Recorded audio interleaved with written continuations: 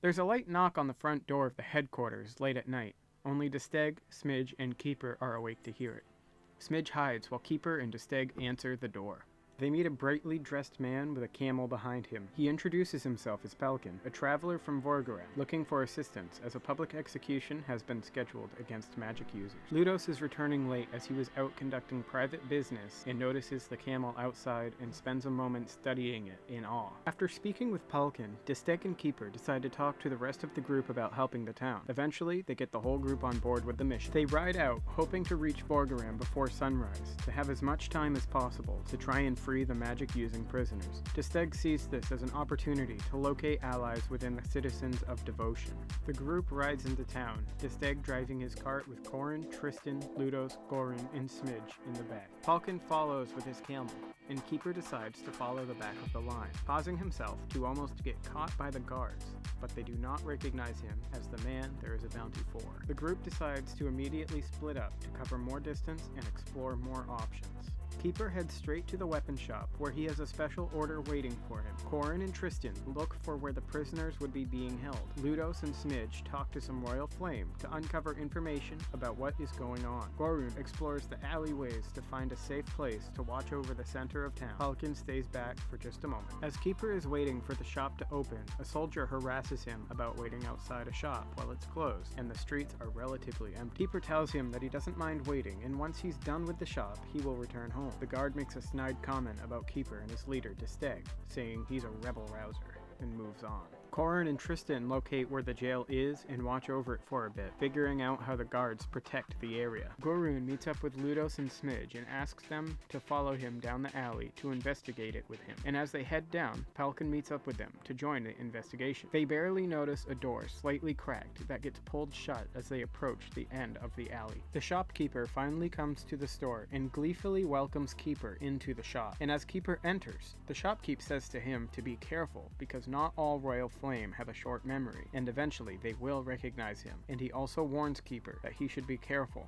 not to cross him. Corin decides to meet up with the rest of the group, while Tristan stays behind to keep an eye on things. Corin enters back into the center of town as Keeper is leaving the shop. Smidge tries to open the door in the alley, but it is locked. The man behind the door opens it just enough to talk and says it'll cost 5 silver to enter. The man lets Smidge in after he pays, but attempts to shut the door as Ludos blocks it with his shield, trying to get in as well. The man says no, only one at a time. Unhappy, he agrees and backs off. While Smidge is dealing with the man in the door, Palkin notices a Royal Flame squire, and to kill time, he disguises himself to look familiar and goes up to talk to him. He finds out his name is Ricardo, and is currently taking the day off, as the extra soldiers in town have things covered. Palkin gets on his good side and receives an invite to Ricardo's place to watch the execution. Tristan meets back up with Corin and Keeper in a rush, and tells them that the prisoners are being prepared to be transported, and that they should meet up with the remainder of the group to figure out the plan to rescue them. Keeper messages Desteg to meet them in the town center with his sending stone,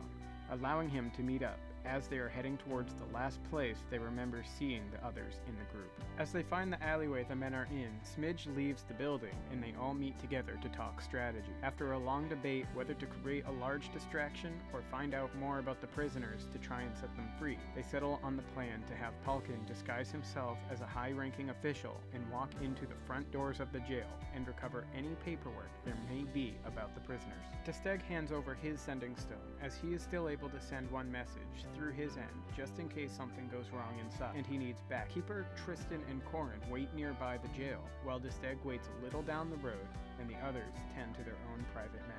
Palkin walks in with confidence and heads straight for the office. In the office, he comes face to face with the actual high apprentice he is attempting to be. Palkin, quickly thinking on his feet, tells the man he was sent to collect the paperwork for the execution, and after some convincing, the man concedes and hands him the files.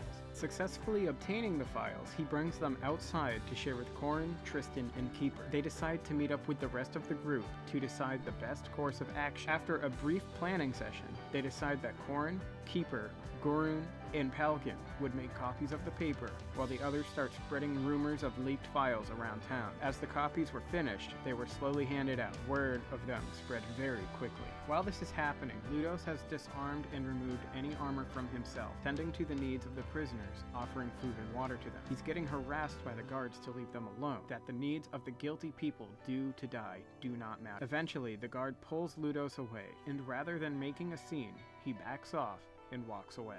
Ludos returns to the town center with a barrel full of animal feces as people start heading to watch the execution. The crowd was very loud, and as the High Apprentice grabs the first prisoner to bring to the gallows, Ludos commands a powerful speech, causing the crowds to go quiet to listen. Through a rousing speech, Ludos gets support behind him, and people start chanting, "Free the prisoners."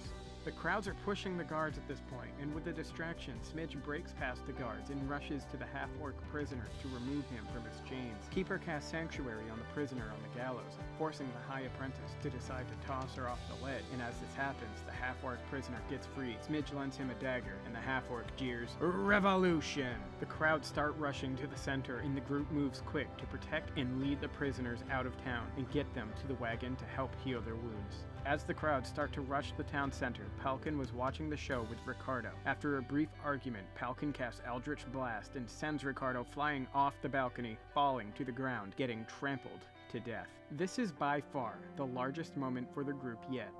They have created a wave in the local government without drawing immediate attention to themselves. A few dozen Royal Flame were lost, as well as some residents who attacked the Royal Flame, but the lives lost within the community could only be counted on one hand. The group successfully proved the innocence of the prisoner, as well as opened the eyes of the citizens within Vorgorod. They know that this will inevitably increase the lethality of taking over the Royal Flame outpost, but it is a risk they are willing to take in order to prove the king is no longer the power to rule the nations.